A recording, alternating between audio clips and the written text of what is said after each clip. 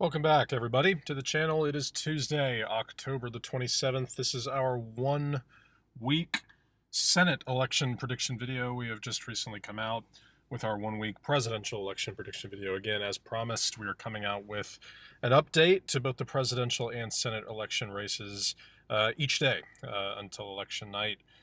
So obviously, we are so excited. This is basically it. All right, this is crunch time.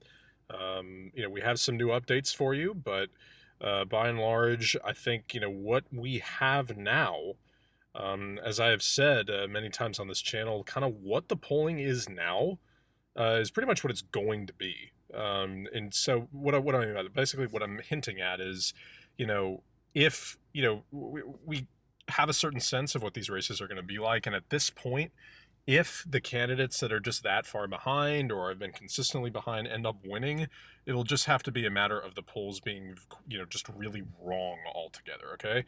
So it's a very interesting race. I'm trying to kind of get the whole frame in here. That's probably the best we can do. So let's just get right into it. A ton of very competitive races, a ton of compelling races, and control for the Senate is very much up for grabs. 538 has the Democrats as the favorites to take control of the U.S. Senate after November 3rd. So let's get right into it. In the state of Alaska, the Democratic Party has been very, very consistent in their opinions of this race. Okay, from day one, they have said, we think we're going to win this race, and that Dan Sullivan, the incumbent GOP governor, is toast, or not governor, incumbent GOP senator, is going to lose. Now, I am not quite as bullish about that on the Democratic front. I think that Dr. Al Gross is a fine candidate who is of the independent cloth, as we know. He is not technically a Democrat. He is running in the Democratic Independence Party, I believe is what it is called over there. There are a lot of candidates of that nature in the state of Alaska.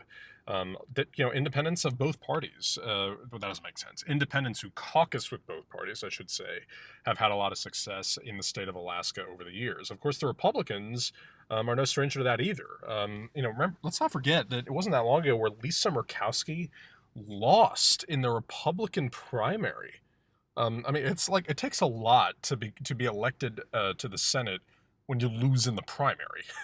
So she lost in the Republican primary and then ran as an independent, promising to caucus as a Republican, and won. Okay, that is how fast voters' opinions of politicians can change in this state. And so who knows? I mean, Dan Sullivan, as we've talked about before, is not really, he's just not a very consequential guy. He's not that popular. He's not that unpopular. He's just kind of a guy. As people say in football, he's a jag. He's just another guy. Al Gross is at least, a little more, I guess, new and fresh to voters. But polling has been consistent, and it's shown a close race, but it does have Dan Sullivan leading. Now, I can't say that an Al Gross win would be that shocking because, again, the state of Alaska, you never really know what to expect in this state. Would it be a little surprising? Yes, because, again, polling has shown Sullivan leading, but we can't be that surprised anymore with what happens in this state. So I'm going to label this a likely characterization, more as a likelihood than a margin, because I believe that Sullivan will be okay, but we can't be totally sure. And remember, this is not going to be a race that we know about until probably early Wednesday morning, because it's going to take a long time to get all the way over here to Alaska. And on the East Coast where I am, we probably won't get to that until well after midnight. So it's going to be a long night for Dr. Al Gross and for Dan Sullivan, but that'll be that. Jeff Merkley, we know he'll be okay. In Oregon, there's really nothing to talk about here. It was interesting that Cook Political actually for just about a week or maybe 10 days labeled this as a likely Democratic state. On the Senate level, I don't really understand why. I mean, I'm not even sure there have been polls really in this. I haven't seen a single poll in the state. If I have, I've just completely discounted it because it's not a state really worth mentioning. Jeff Merkley's going to win this race. We know that. Same as Jim Risch, in Idaho. I mean, again, we've elaborated at length about the potential of this state becoming competitive in the future, but not now. Now in Arizona, Mark Kelly, I will say this. We have mentioned this a number of times on this channel that this is kind of a shoo-in at this point for the Democrats. Mark Kelly has lost a little bit of ground here against Martha McSally. It has gotten tighter. And I still expect Kelly to win this race. But we have to keep in mind, I mean, this has been a closer race now than I think most people have admitted for a little while now. If we look at the most recent, again, Kelly has led throughout the campaign season, but if we look at the polling here, got a number of polls released today. It had Kelly by 5 and by 7, and then McSally actually led in a couple of polls from the 23rd in a group called Susquehanna Polling and Research. I've never heard of them. They do appear to be a little right-leaning because most of their polls have shown Republicans leading, but who knows? Maybe that's just a coincidence. That had McSally leading by 3, then also by 2 in a Basswood Research poll. Then Kelly leads in a Morning Consult poll by 4, then by 8, by 2, by 7, by 9, by 6, by 11, 6, 10, and 5. So definitely a closer race. And I think that, we talk a lot about how that one and Colorado are sort of the, probably the two most likely states that the Democrats are going to be able to flip on the Senate level this year. Right now, this is still a real race. And I think with 7 days left, Mark Kelly is still the undisputed favorite. But I'm going to take this down a notch. I'm going to label this lean instead of likely for the Democrats, because I don't really think that Mark Kelly has this in the bag yet. I mean, look, this is obviously, we know that Arizona is a state the Democrats are extremely high on. They think it's a real realignment state for them.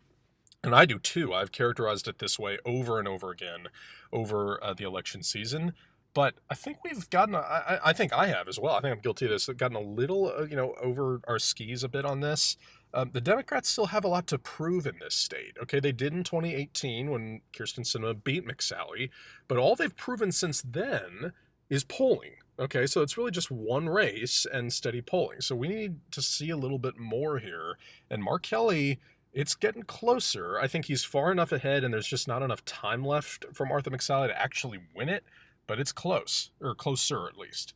Now in Montana, the Democrats have had plenty of success in this state over the years. They've had success here for decades, and this has been a key state for them in their Senate battles because in the years that they've had the majority, or even when they've been in the minority, the reason that they've been competitive in potentially flipping back to the majority is because of the state of Montana, in part because in a ruby red state, at least on the presidential level, they've had Max Baucus here for ages and Jon Tester now as well.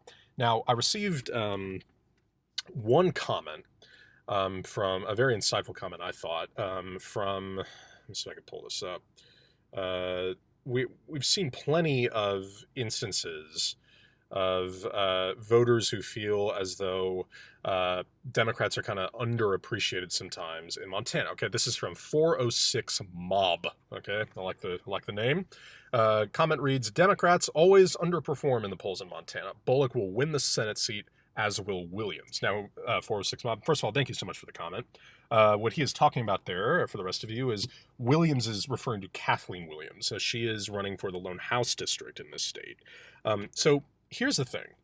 I disagree about the underperforming in the polls, or rather the underrepresentation, in the polls, because Jon Tester led Matt Rosendale 2 years ago. In fact, the Senate race was closer than the polls indicated. Okay, so if anything, Jon Tester actually underperformed his polling status, and I think that's a little worrisome for the Democrats because it's a tough state to poll. We know that.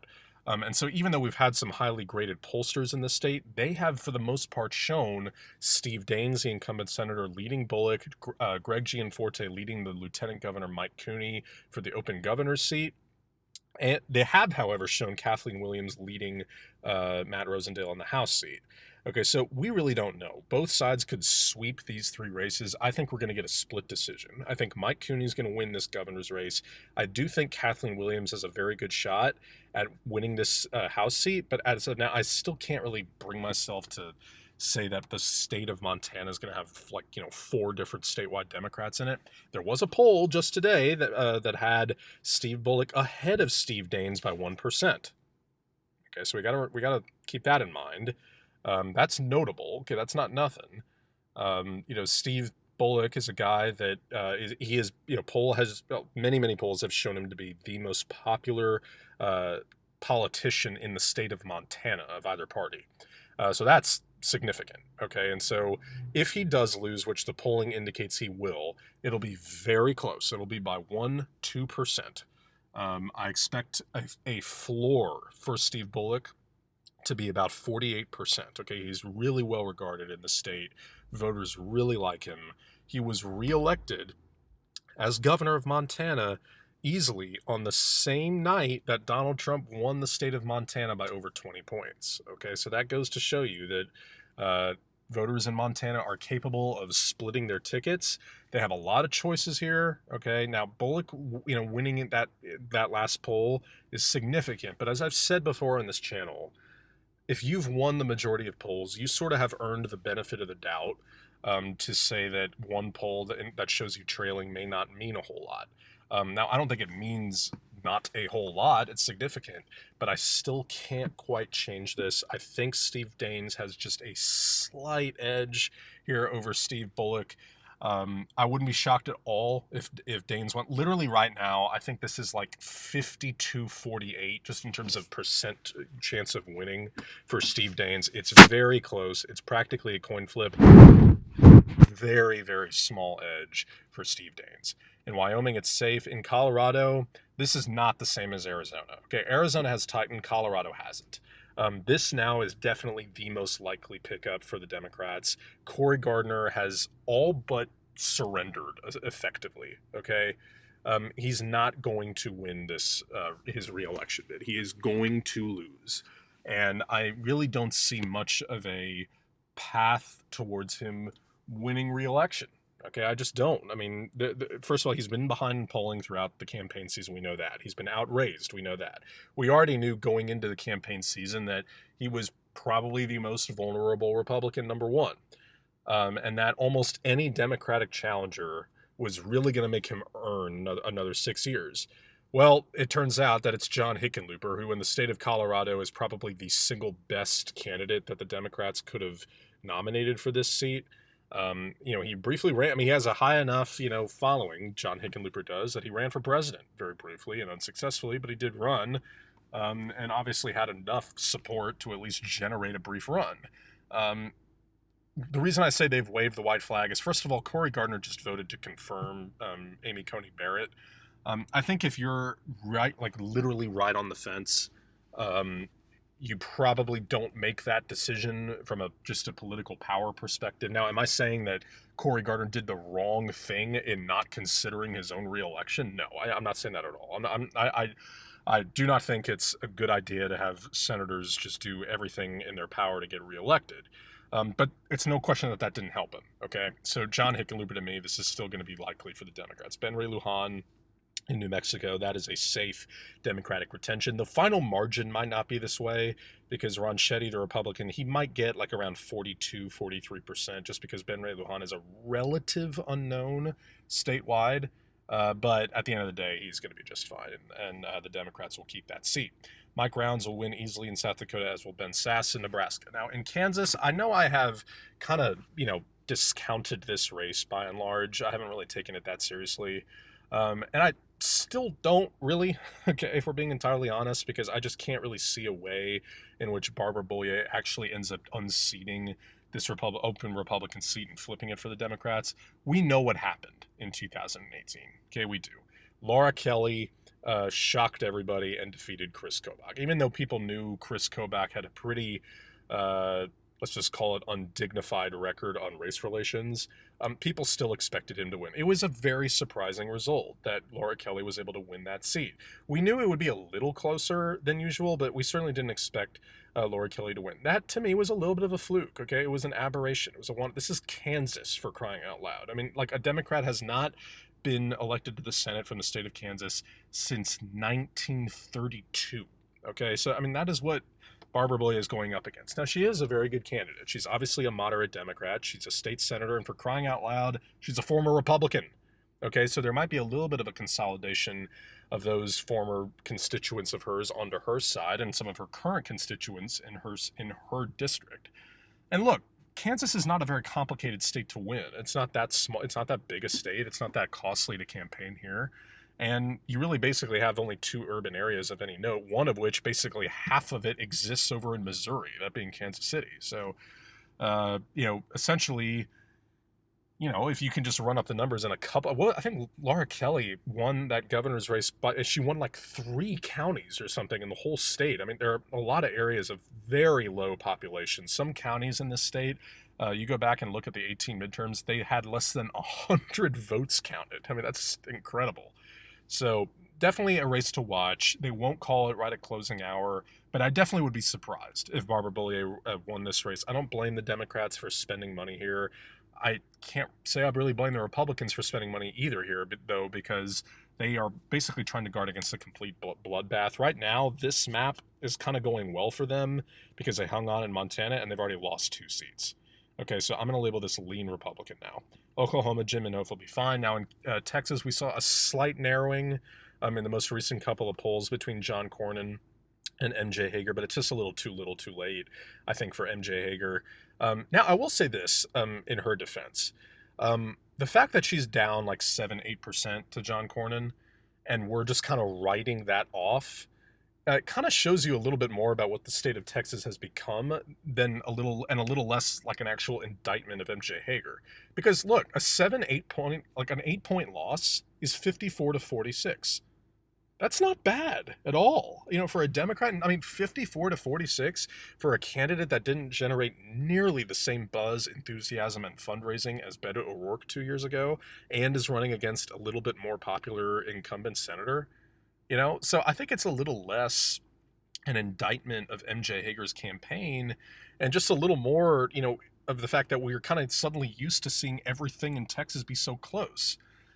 It's because the presidential race here is very tight. It is one of the swing states in this election, and it's just not quite the same in the polling in the Senate race here. So that's why I have it labeled as still a likely Republican state, but far more as a likelihood characterization instead of a margin characterization. Now, in Minnesota, again, strange developments here. Jason Lewis, I beg your pardon, the Republican candidate here in this seat, just the other day underwent emergency surgery for what was deemed a massive internal hernia. Okay, so, I kind of want to tread carefully. I don't want to talk too much really about the state of this race as a result of his condition. I guess lucky for us, this race had more or less already been decided anyway. So we don't really have, this race to me hasn't really been thrown into limbo because of this. Tina Smith, is going to win this race. We know that. I know that some of the more recent polling has been close and has had Tina Smith leading by, 5 to 7%. But those to me are kind of one-off polls. And again, as I've said before, if your quote unquote one-offs have you leading by 5 to 6 to 7%, then that pretty much, ekes it out, if you ask me. And I can't really see how Jason Lewis is going to be able to, even, at 100%, I'm not sure that he would be able to flip this. So I'm going to label this safe. The final margin might be different, but I'm going to label it safe for now. Okay, now in Iowa, total coin flip. This is such a close race. You might start to see margins in this state that kind of rival what we saw in the Florida races in 2018, where the governor and House race, or governor and Senate race, were decided by a combined less than 35,000 votes.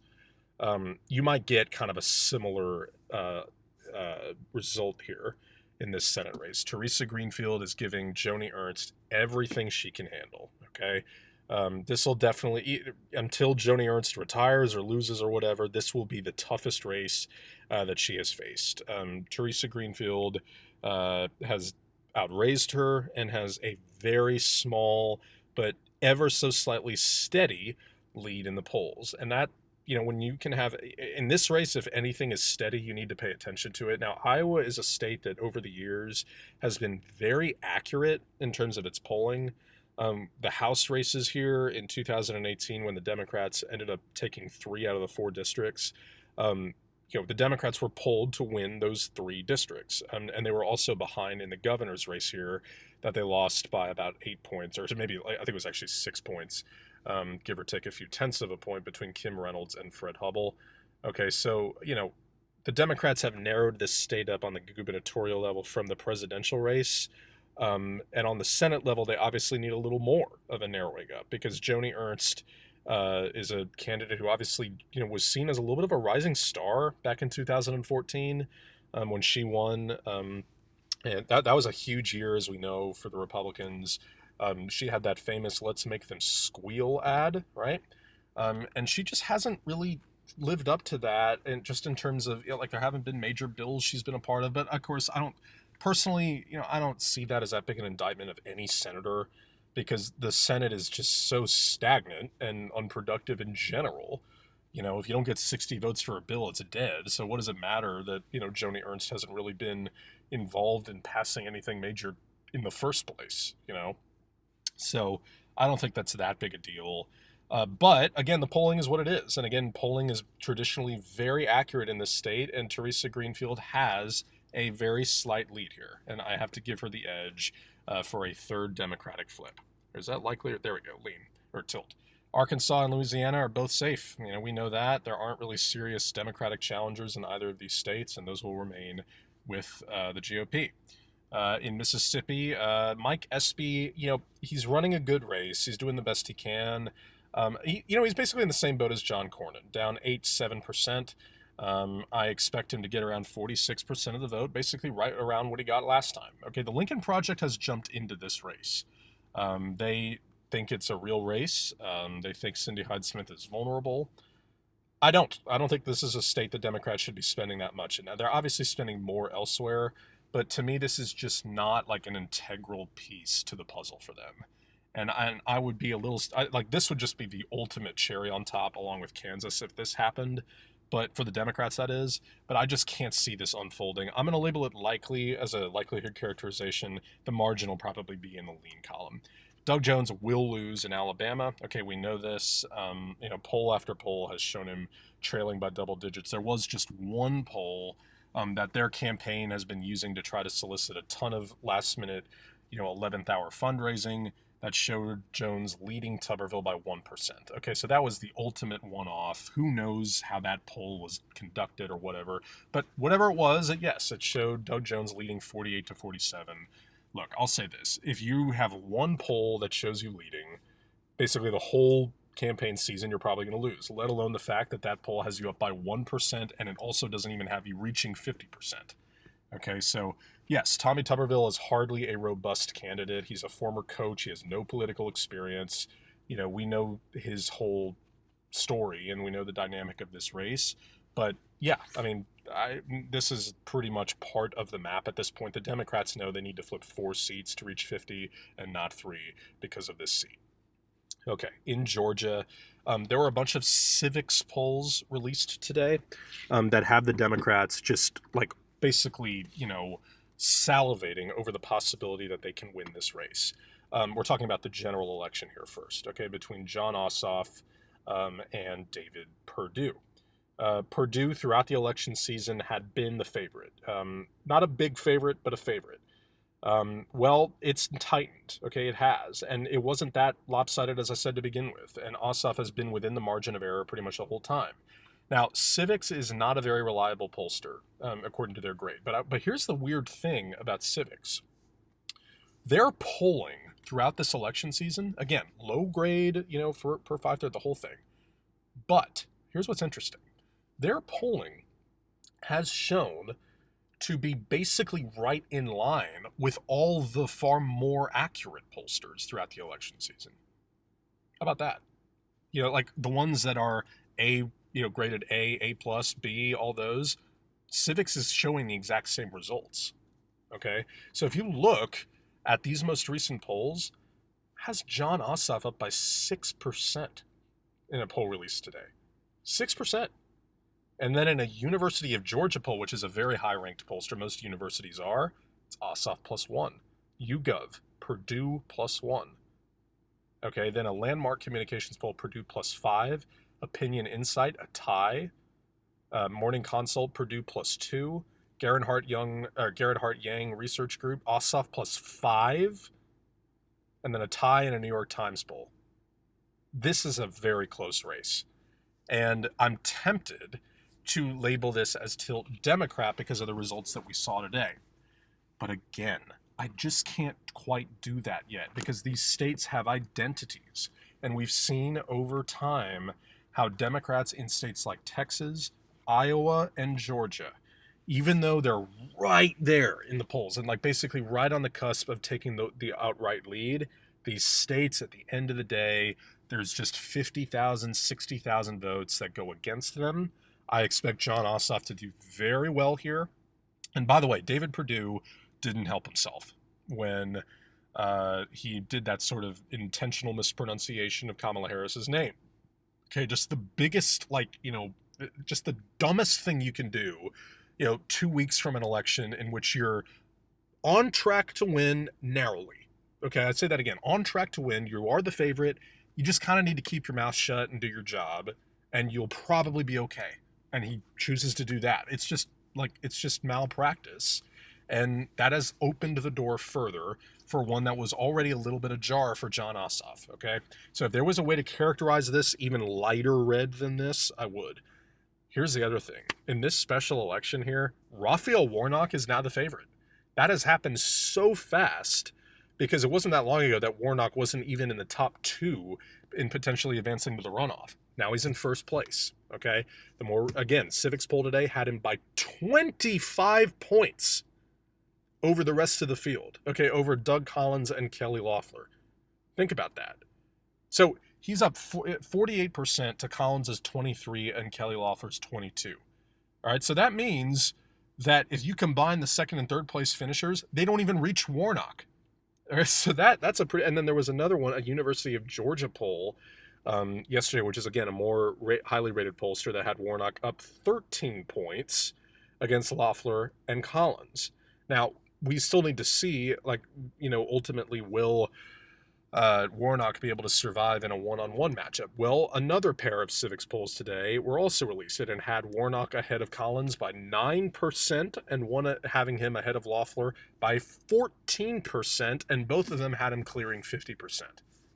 So this race is now firmly in control by Raphael Warnock and the Democrats, and the endorsement by Barack Obama has consolidated the Democratic Party's support around this candidate and this candidate only. Right now, I'm labeling this lean Democrat. I'm not even labeling it tilt Democrat. Raphael Warnock is surging into the lead in this state. All right, South Carolina, another one that the Republicans are really kind of sweating this one out a little bit, and this is a real nuisance for them because they really were hoping to be able to devote more resources into these two, try to put this away, deal with everything here and here and here, of course, as well, make this not really much of a rate, you get the point. But that's not happening because Jamie Harrison has raised more money than any Senate candidate in United States history. He's polling really closely with Lindsey Graham. It is a toss-up, according to Cook Political Report, a poll released just today of just under 1,200 voters. But Data for Progress had the two of them tied. Now, a Starboard Communications pollster who I've never heard of before did have a poll yesterday that had Graham up by 9%. Now, that seems like a little bit of an outlier because throughout the campaign season, polling in this state has been close. It has, okay? So it would be interesting to, I think it's important to note that that's a little bit of a one-off at the moment. And then again, a Morning Consult poll, only on the 22nd that had Harrison leading by 2. And a Brilliant Corners Research and Strategies that also had Harrison leading by 2%. Okay? Now, a New York Times poll on the 15th did have Graham winning by 6. So here's what I think is going to end up happening in this state.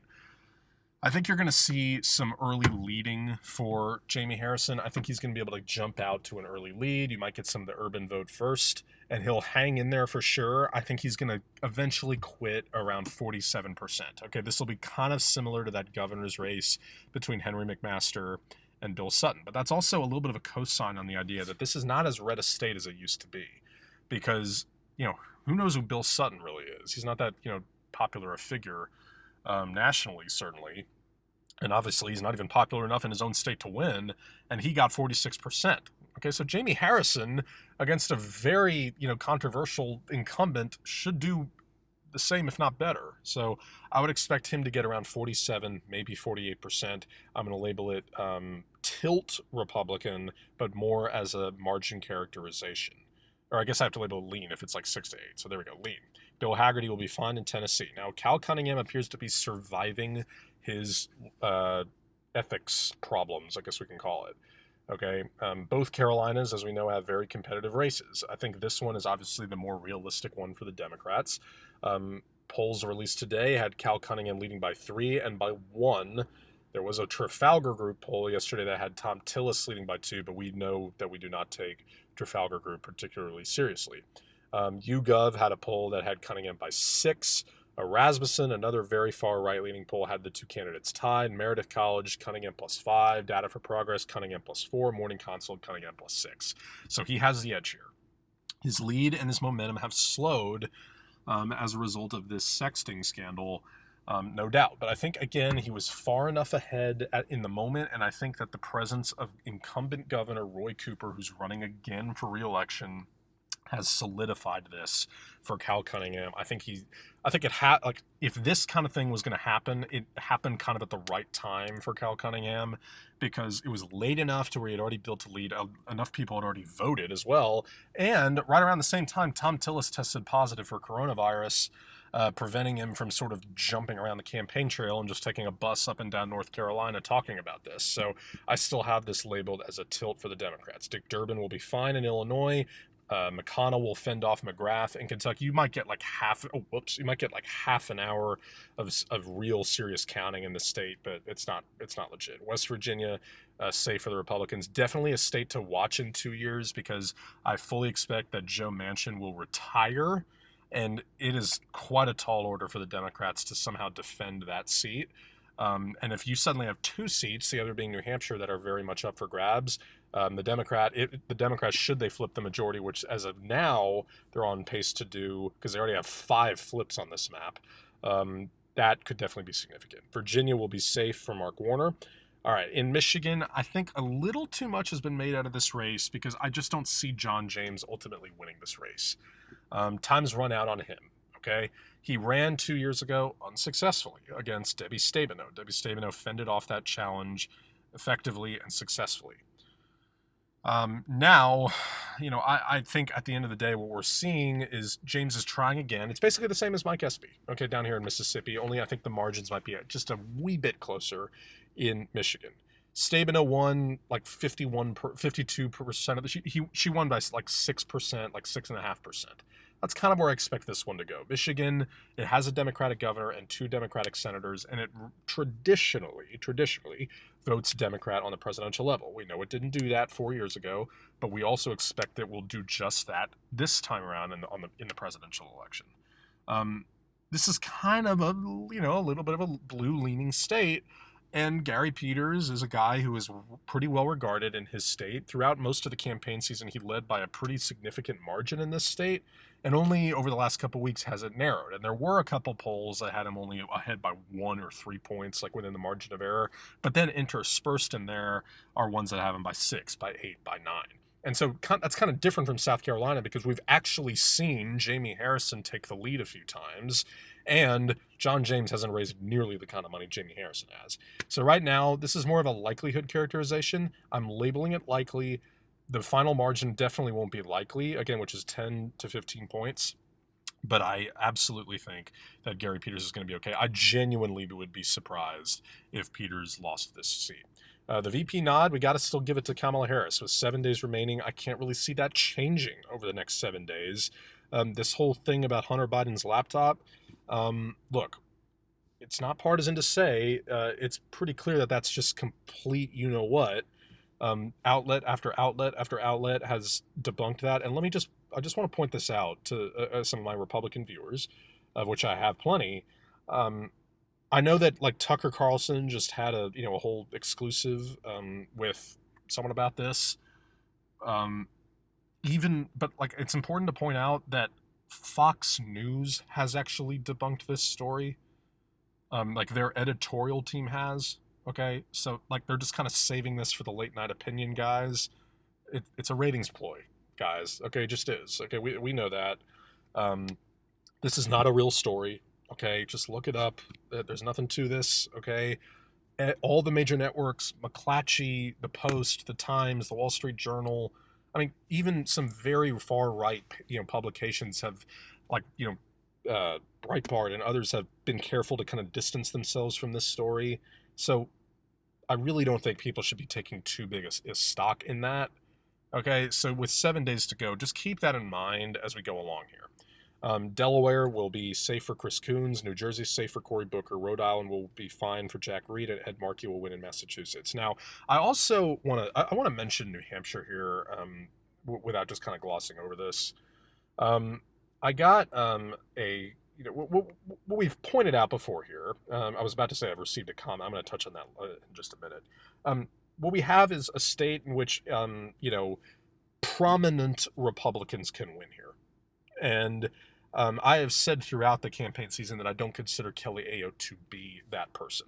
Now, I received a comment from Juan Restrepo. Let me read it for you here. About NH Senate 2020, Shaheen is expected to cruise to re-election, that said Democratic incumbent Jeanne Shaheen. Helping Biden, presumably. Kelly Ayotte is very popular in New Hampshire, former governor and former U.S. Senator for New Hampshire. However, she is not the one running in 2020. She got defeated in 2016. The 2020 New Hampshire Senate challenger is Corky Messner, which is why she will win easily.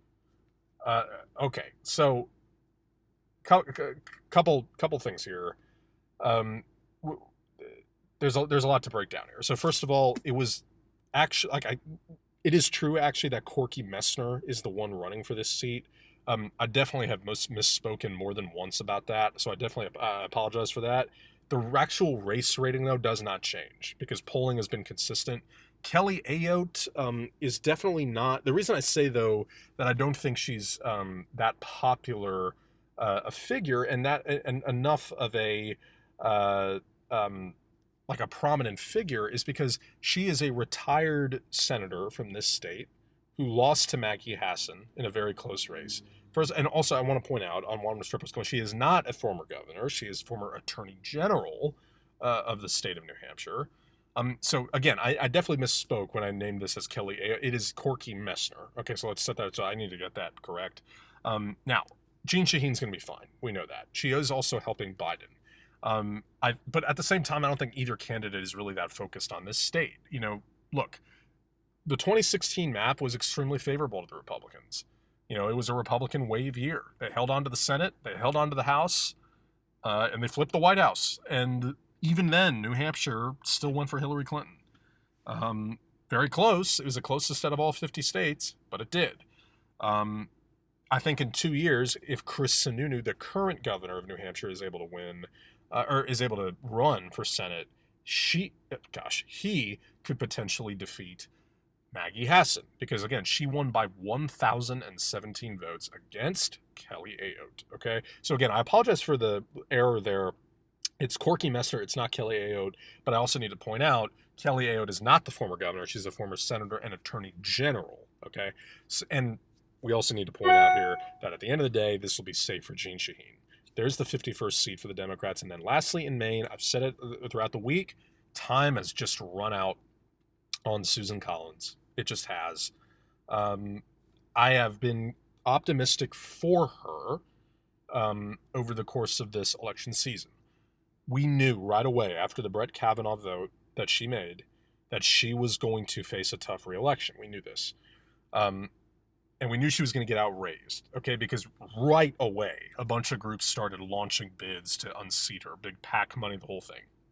And then Sarah Gideon comes along, wins the nomination, and immediately begins to outraise her as we expected, and is ahead in polling and all that. But when you looked at the polling, she was ahead by 4 points, 3 points, 5 points, not that big a lead. And I said, okay, just wait. We got 150 days left or something. Eventually, Susan Collins will make up some ground here. She's a very resilient figure. She'll eventually get the endorsement of a moderate Democrat or two. And sure enough, she did only the other day with Joe Lieberman. But as I also said, Joe Lieberman's not that helpful I don't think, to Susan Collins, because most Democrats don't really like Joe Lieberman because, of everything that happened in 2000. In fact, I mean, Joe Lieberman, his own son, for crying out loud, is running for the Senate in Georgia. He's part of this jungle primary down here in the special election. I don't know about you, but if I was running for Senate and my own father endorsed a candidate of the opposite party, I'd be a little miffed about that. But time has run out. There are 7 days left, and she has not been able to overtake Sarah Gideon in the polling or in the fundraising. And as a result, I just think that the writing is on the wall a little bit. I have it as a lean for Sarah Gideon. That's a hell of a result for the Democrats. That is 1, 2, 3, 4, 5, 6 flips in Arizona, Colorado, Iowa, special election in Georgia. Again, this seat is up again in 2 years, North Carolina, and Maine. So as we always do, let's go through all the winners for you. So we have Dan Sullivan defeating Al Gross here, Jeff Merkley winning in Oregon, Jim Risch in Idaho, Steve Daines barely ekes this one out in Montana against Steve Bullock. We have Mike Enzi winning in Wyoming. In Colorado, John Hickenlooper prevails and unseats Cory Gardner for a second Democratic flip on the night, and Ben Ray Lujan holds this seat for the Democrats in New Mexico. We have Mike Rounds winning in South Dakota and Ben Sasse in Nebraska. We have Roger Marshall winning an interesting but ultimately relatively safe race over Barbara Bollier. We have Jim Inhofe easily cruising to another 6 in Oklahoma, and John Cornyn ultimately outlasts MJ Hager. We have Tina Smith defeating Jason Lewis in Minnesota, Teresa Greenfield with a third pickup of the night for the Democrats, barely defeating Joni Ernst. Tom Cotton defeats the independent Dan Whitfield, and Bill Cassidy cruises to another 6 in Louisiana. We have Cindy Hyde-Smith winning the rematch against Mike Espy. Tommy Tuberville with the lone GOP pickup on the night, defeating Doug Jones in Alabama. We have David Perdue just edging out Jon Ossoff here in Georgia, and Raphael Warnock suddenly running away with the special election race in Georgia as well. We have Lindsey Graham surviving against Jamie Harrison. Bill Hagerty cruises in Tennessee. Cal Cunningham survives himself in North Carolina for a 4th Democratic pickup. Dick Durbin wins in Illinois. McConnell wins in Kentucky. Shelley Moore Capito wins in West Virginia. Again, pay attention to this in 2 years. And Mark Warner wins in Virginia. We have Gary Peters winning a compelling race against John James. The vice presidential nod goes to the Democrats. And then Chris Coons, Cory Booker, Jack Reed, and Ed Markey all win in Delaware, New Jersey, Rhode Island, and Massachusetts. We have Jeanne Shaheen winning against Corky Messner in New Hampshire for a 51st seat. And then the last pickup of the night goes to the Democrats, with Sarah Gideon unseating longtime Republican Senator Susan Collins for a final margin of 52-48 and a net of 5 pickups for the Democrats. So thank you guys so much for watching this video. We have 1 week left. That is it. Again, each day we have a new update coming out. There is plenty of new information that we're going to get by tomorrow. So definitely stay tuned for that. Again, hit the subscribe button if you have not already. Comment down the suggestions below. Comments, questions, concerns, corrections, anything you may have. I'll be sure to mention them for you. As I mentioned in our presidential election prediction today, I actually finally am now able to mention you by name when you submit a comment. So definitely do that. I will give you a shout out and address what you had to say. So thank you guys again so much for watching. I'll see you in November.